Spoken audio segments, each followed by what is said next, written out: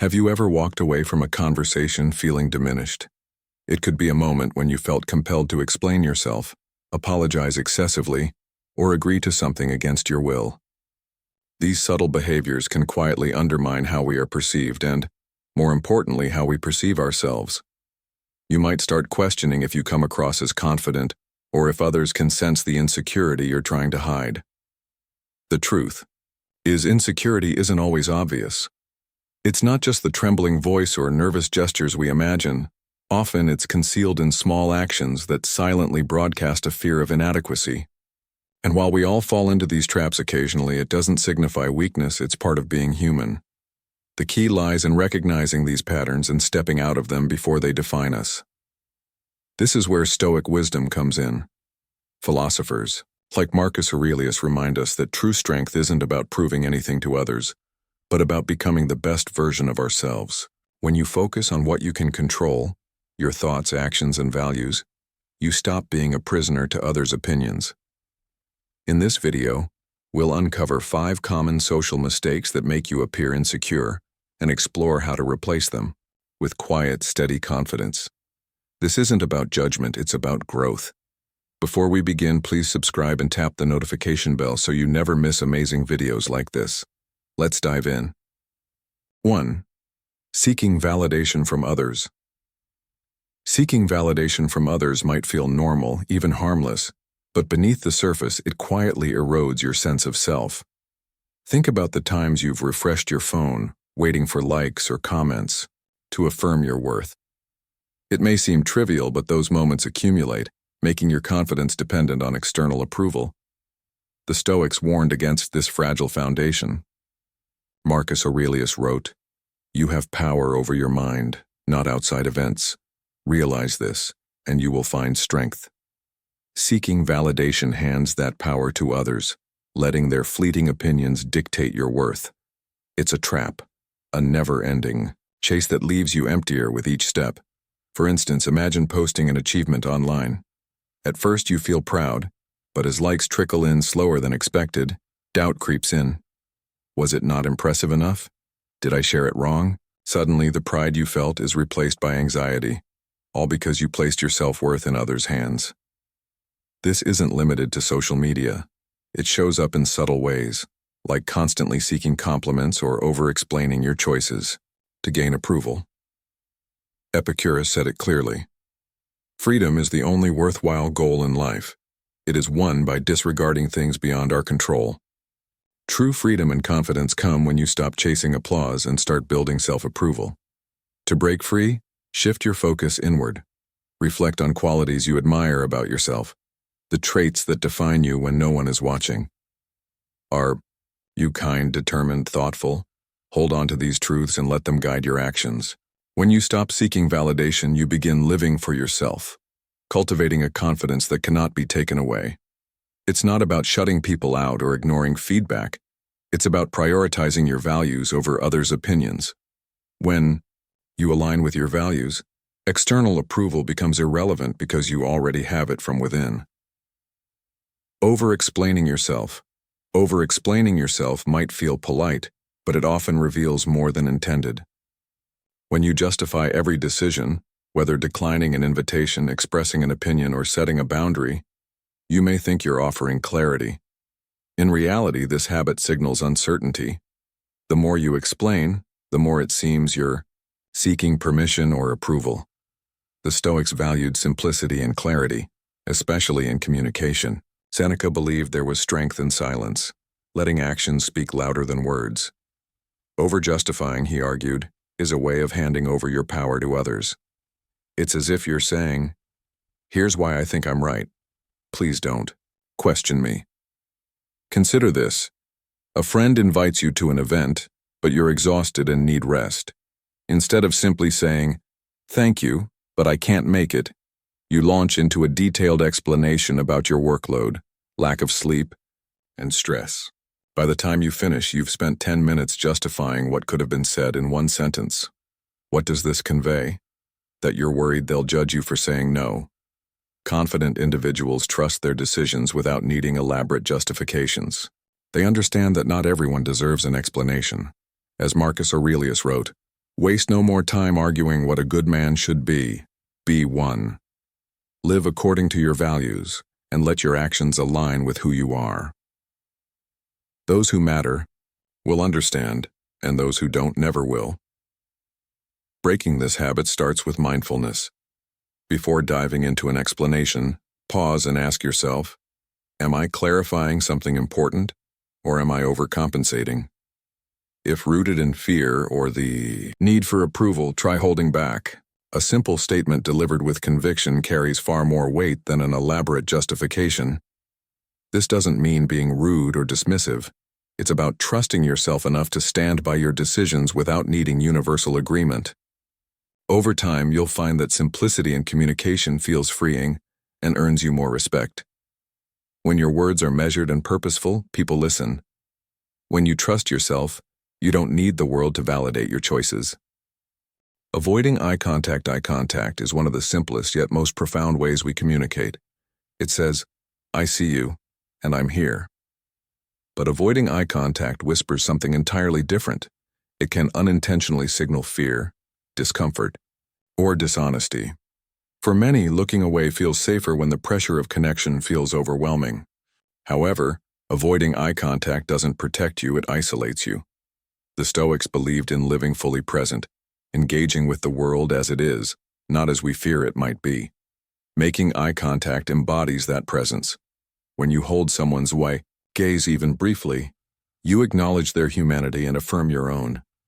It's not about staring someone down or asserting dominance. It's about connection. As Marcus Aurelius reflected, if you seek truth, do not fear looking directly at it. Imagine being in a meeting and a colleague asks for your opinion. Instead of meeting their gaze, you look at the table, the wall, or your hands as you speak. You might think you're avoiding pressure, but what others see is uncertainty, or worse, indifference. This small act creates an invisible wall between you and those you're trying to connect with. Confidence isn't about being the loudest in the room or always knowing the right thing to say. Often, it's in the quiet moments of connection. Steady eye contact shows you're comfortable with yourself in the conversation. It's not about perfection, it's about presence, even in discomfort. Holding someone's gaze for a few seconds longer can transform the interaction, showing respect for them and yourself. To build this habit, start small. Challenge yourself to hold eye contact a little longer in daily conversations. If it feels unnatural at first, that's okay.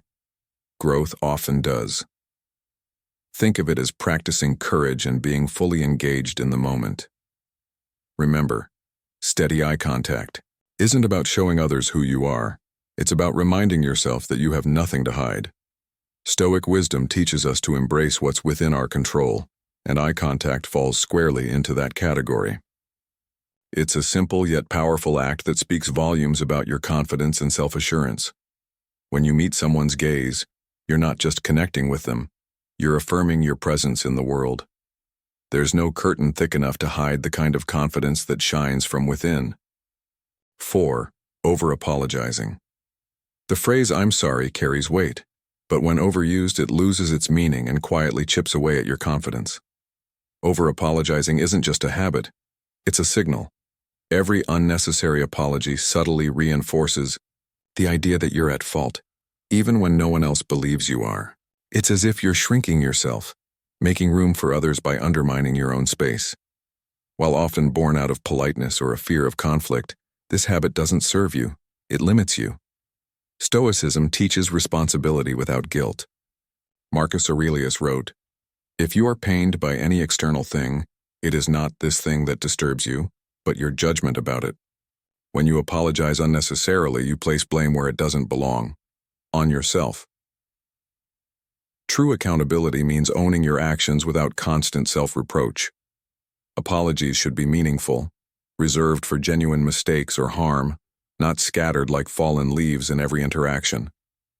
Picture someone entering a room and apologizing for interrupting, even when they haven't, or saying, "Sorry, I just wanted to share my opinion," as though speaking their mind is a burden. These behaviors send a message. I'm unsure of my right to be here. Over time, this undermines how others see you and, more importantly, how you see yourself. It erodes your confidence and creates a pattern where your presence feels like something you must constantly excuse. Now consider the impact of breaking this habit. Instead of apologizing unnecessarily, pause before saying, "I'm sorry." Ask yourself, is this truly my fault? If not, replace the apology with gratitude or acknowledgement. For example, instead of "I'm sorry for being late," say, "Thank you for waiting." Instead of "Sorry for asking," say, "I appreciate your time." These subtle shifts transform how you communicate, not just with others, but with yourself. Over-apologizing affects how others perceive your competence. If you frequently apologize, even unnecessarily, people may doubt your confidence in your abilities. Would you fully trust someone who constantly questions their worth through needless apologies? Strength, as the Stoics teach, lies in clarity and balance.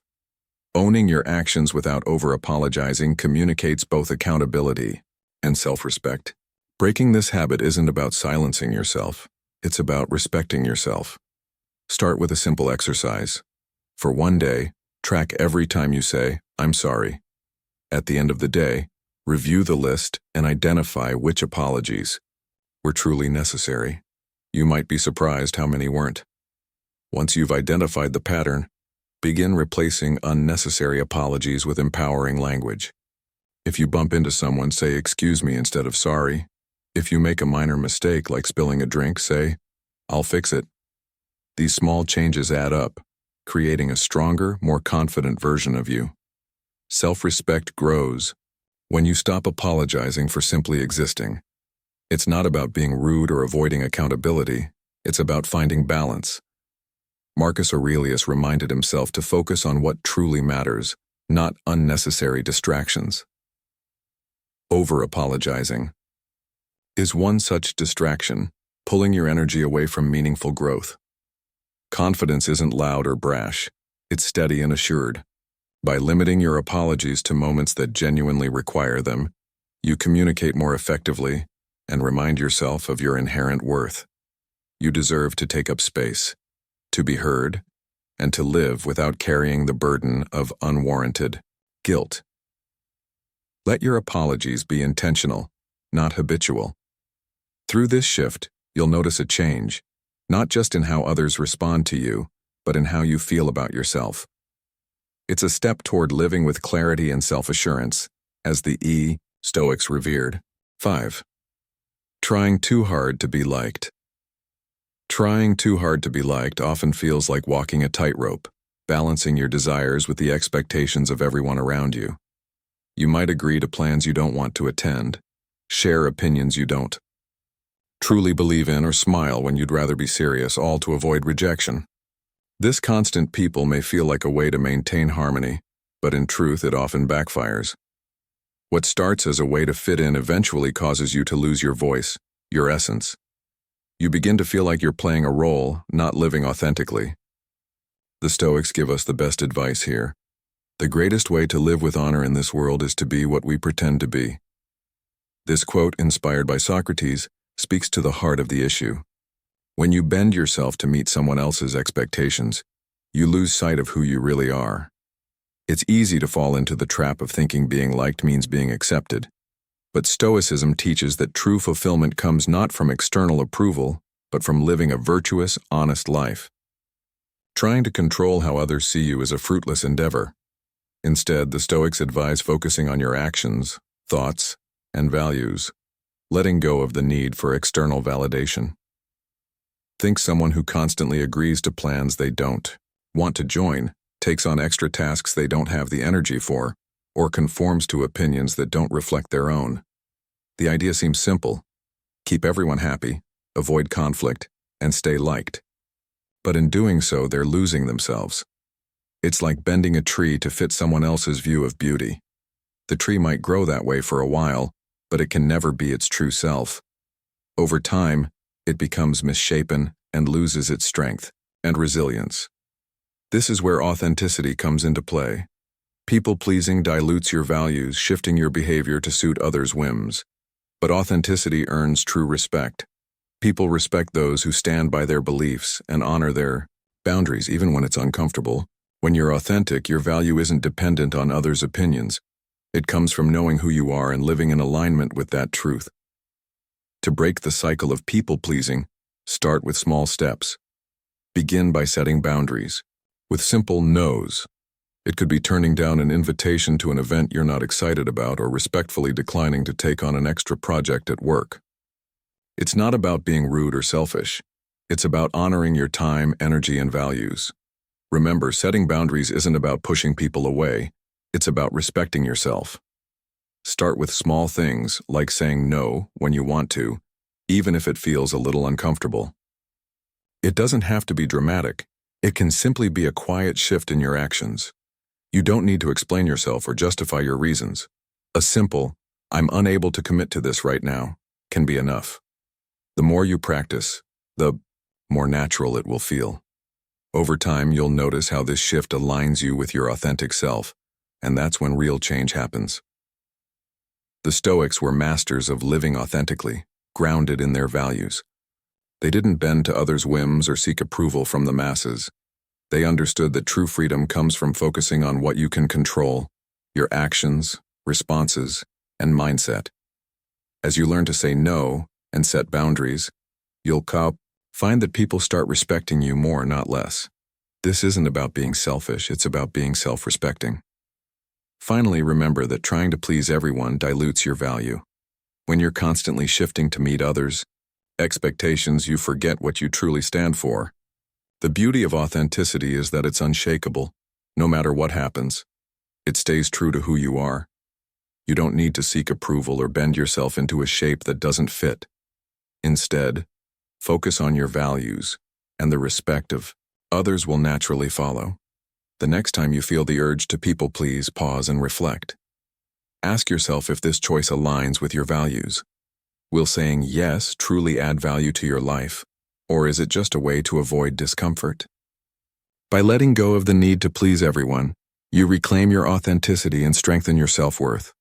The more you practice living true to yourself, the more your relationships will flourish. Not because you've bent to fit others' expectations, but because you've remained grounded in your truth. Authenticity isn't about being liked by everyone. It's about being at peace with yourself no matter who's watching. This is the Stoic approach to living a meaningful, confident life. When you live authentically, you'll find that the respect and connection you seek come naturally, without the need to try so hard. Always remember these 5 social mistakes: seeking validation, over-explaining, avoiding eye contact, over-apologizing, and trying too hard to be liked, are often driven by a fear of rejection, a desire for approval, or a lack of self-confidence. But the truth is, none of these external factors can truly define your worth. Real confidence comes from within.